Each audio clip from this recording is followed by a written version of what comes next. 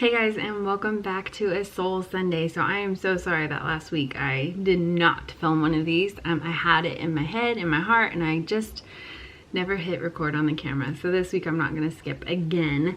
But it has just been kind of crazy, which I'm sure you're experiencing that too. Even though I work a lot from home anyway and I already homeschool, the new rhythm has gotten a little crazy because now all of our church work has come home, and it's just trying to figure out a new rhythm, a new routine. Everything has gone digital, which is just a different skin we're having to learn to live in, which I'm sure you guys are living in a different skin.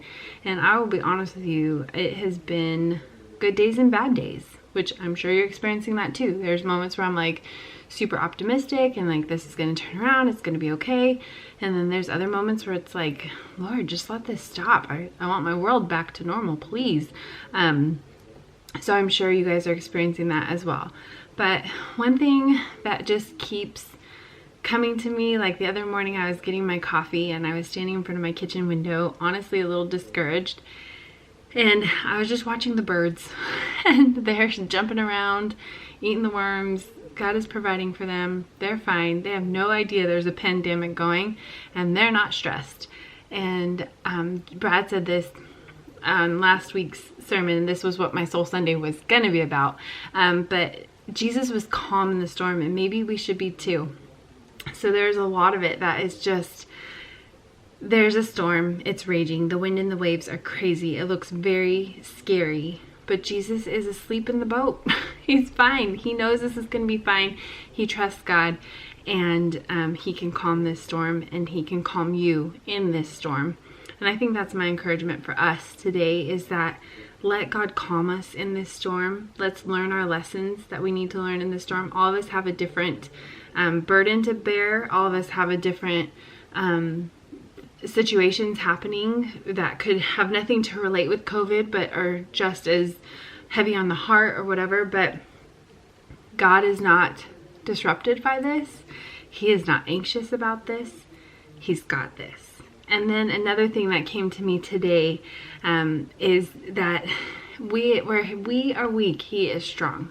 And our strength, it comes when we are the weakest. He comes and uses his strength to help us when we are feeling like we've done it all. We're at our limit, we're lost, we're helpless. And he's like, hey, I'm right here to help.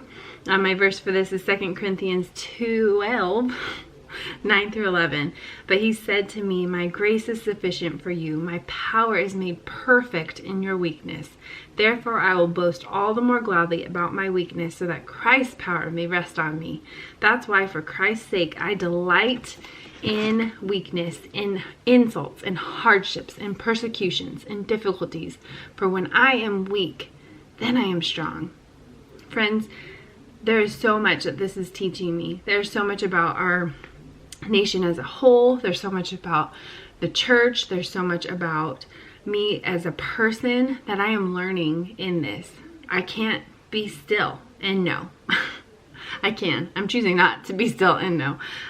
We don't rest well. We don't take the time to stop and smell the roses. We took for granted gathering together. There's so many things. I am just learning in this season to be grateful for the small things.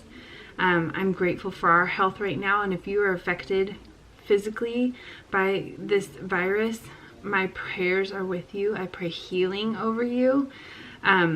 If one of your family members, if there's been something going on in your life before this, and this has just amplified it, just know I'm praying with you. And where we are weak, he is strong, friend, and he's going to show up, and he's going to show himself true, because that's who my God is.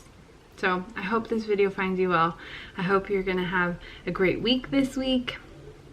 Let's enjoy the simple things in life, because I'm sure when this is over, it's going to ramp back up to busyness. So let's take a day to rest. Let's take a day to just be. All right, friends, we'll see you soon.